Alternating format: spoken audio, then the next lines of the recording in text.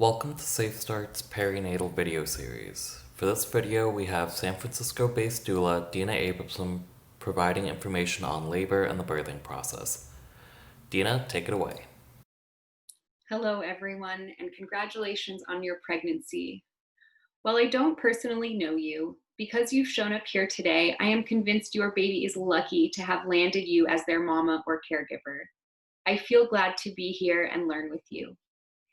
My name is Deena Abramson, and I am a San Francisco family-focused social worker turned birth doula. My job is to help mothers and birthing people have safe, supported, and empowered birthing experiences. I hope that this brief video will offer you some things to consider and reflect on while preparing for the birth of your baby. This video may also be of benefit to anyone, for example, your partner, your mother, your sister, a dear friend, anyone who plans to provide support to you during your labor and birth. I am aware that many people have babies, not just women. For brevity's sake, I may refer to women throughout this presentation, and know that I am also speaking about trans people, non-binary people, and all people with uteruses who give birth. When I speak of a birthing person's partner, I am referring to a partner of any gender and sexual identity, and I also acknowledge that many people become single parents by choice or give birth without intimate partners. All families are welcome here. Full disclosure, I am not a trained medical professional, and these are merely suggestions. If you have any concerns about your pregnancy or health, I encourage you to reach out to your midwife or obstetrician. In today's video, I'm going to briefly discuss a variety of elements that may contribute to your feeling of confidence, connection, and well-being as you approach your labor and the welcoming of your baby. As human beings, our relational, mental, emotional, and spiritual experiences and preparation can all play a role in how we step into the different stages of labor, in addition to how we feel before, during, and after the birth of our babies. I always like to say that I feel it's important to recognize that the energy before our labor is the energy that will show up and be present during our labor, which will lead to the energy for you and your baby during the postpartum chapter, also known as the fourth trimester. Birth can be a wild and unpredictable experience, but the more you reflect on and prepare for it, the more likely you will have a birth experience free from fear and rich with connection to your body's wisdom and power. Unfortunately, today I don't have time to cover physical preparation for labor and birth, but I encourage you to connect with your birth team and do your own research around body positioning, comfort measures during labor, perineal massage, and childbirth education classes that are offered at local hospitals and out in the community.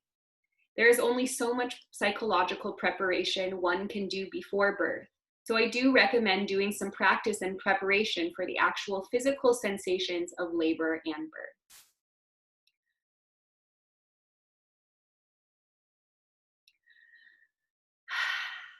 Before we dive in, let's take a moment to ground down and connect with our babies and our bodies.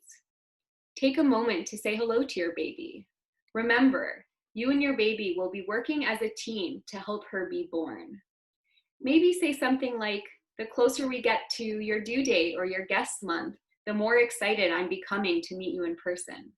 Or, I'm feeling blessed to get to be your mom. Or maybe say something to her about something you've been noticing. For example, maybe she's been moving a lot at night, or she's been reacting and active when you eat a certain kind of food.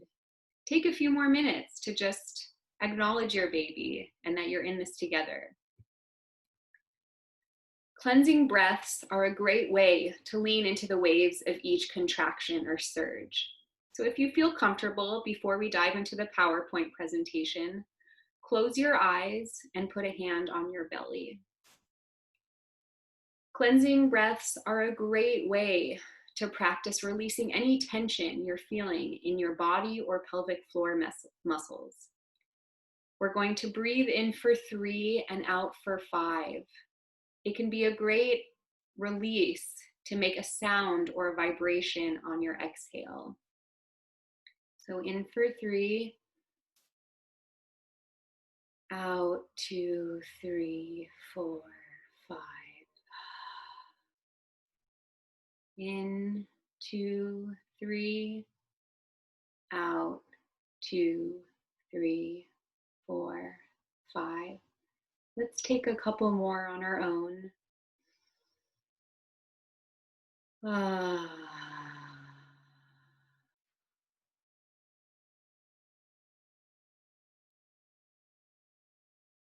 Ah.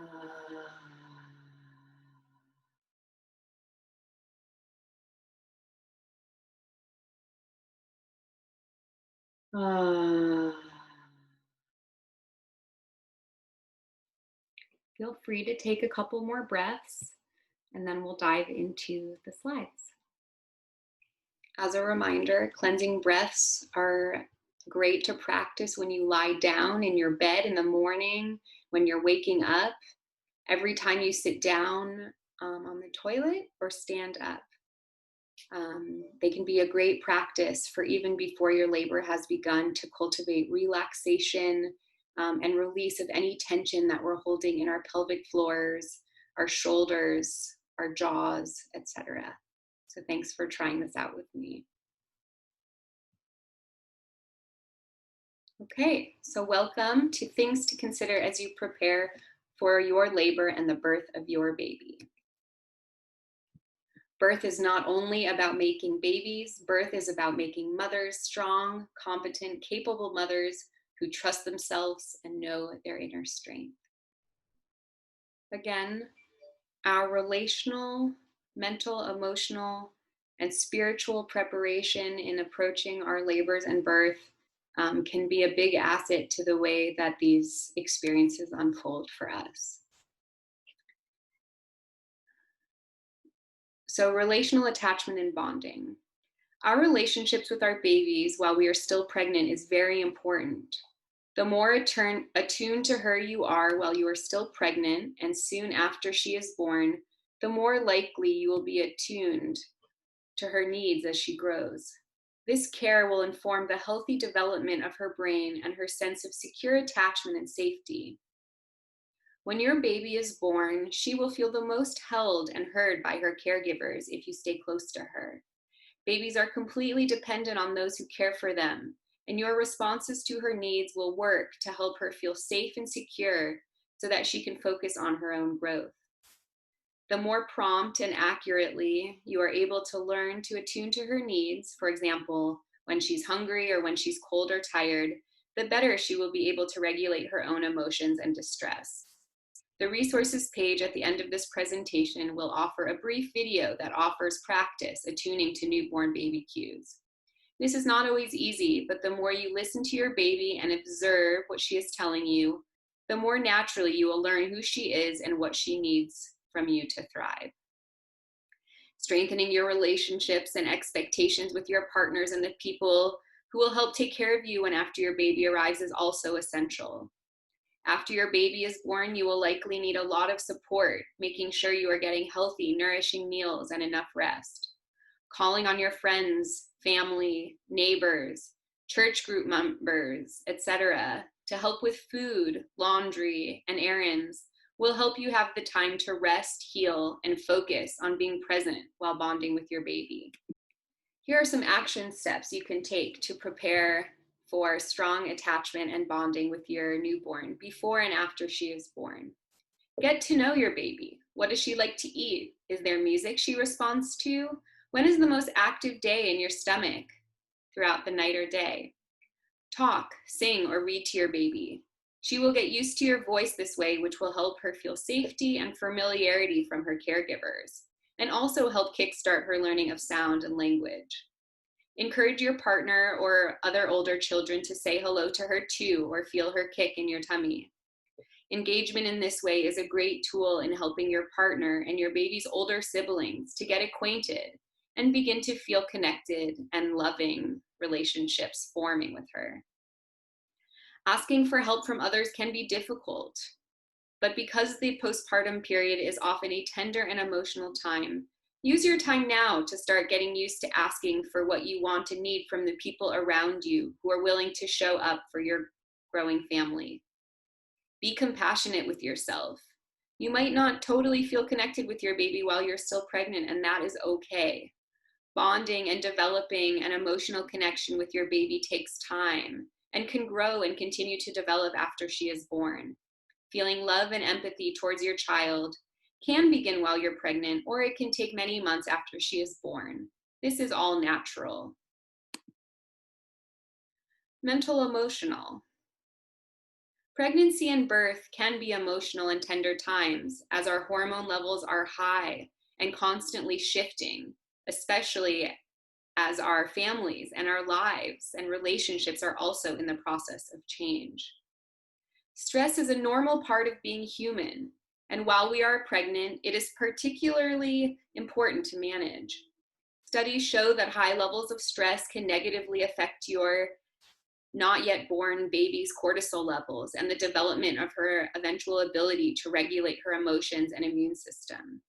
Ensuring that you are feeling supported, whether by a case manager, a therapist, your boyfriend, your daily meditation practice, your neighbor, will be essential to yours and your baby's health. Spending a few minutes each day to breathe, sit quietly, take a hot shower, talk or journal about your difficult emotions, talk to your baby, or do activities you enjoy can help reduce stress levels in your body. Lastly, traumatic experiences, particularly sexual assault, don't always, but can show up in the birth room. It is important to acknowledge these experiences and triggers you might have so that they don't show up during your labor and birth without the awareness and support from your support team. Here are some things to do in acknowledging the mental and emotional tenderness that exists in your third trimester and as you approach your labor. Write down or draw your fears and worries. These might include your thoughts about new parenthood, how your relationship to your partner or your body might change after your baby, fears around vaginal tears, or the anticipated intensity of labor and birth. Process these thoughts with people who love or care about you, friends, mental health professionals, doctors, family members. Doing this will help you externalize these difficult emotions and hopefully remove the possibility that fear will hijack your mind during labor and birth when states of calm, relaxation, and surrender are essential. If you feel emotional safety, inform your care providers of any traumas that you have experienced in the past that might be present when you experience new intensity and sensations in your body or in new spaces, such as a hospital. This can help them raise awareness and provide extra compassionate and informed support to you when your baby is in the process of being born. Think about, write down, and reflect on your definitions of consent, support, and trust. Creating a birth plan can be a great tool that can help you prepare for possible scenarios during labor and birth, possible interventions that might be suggested to you, and preparation in helping you feel safe, in control, and empowered during your birth experience. Know that emotions are a normal part of childbirth and pregnancy. Birth can be wild and full of surprise and required flexibility. Telling or recording your birth story after your baby is born is a great way to process and release any kind of related emotions that you experienced and want to externalize. Encourage noises for when contractions get challenging and you start to doubt yourself, low in your throat. This action, like humming or mooing, can help stimulate your vagus nerve, which stimulates a relaxation response and supports you being in the present and connected with your body. Make sure you have lots of snacks and water around when you are laboring at home or at your place of birth. This is essential in helping keep you energized and focused on the prize during all of your hard work to birth your baby.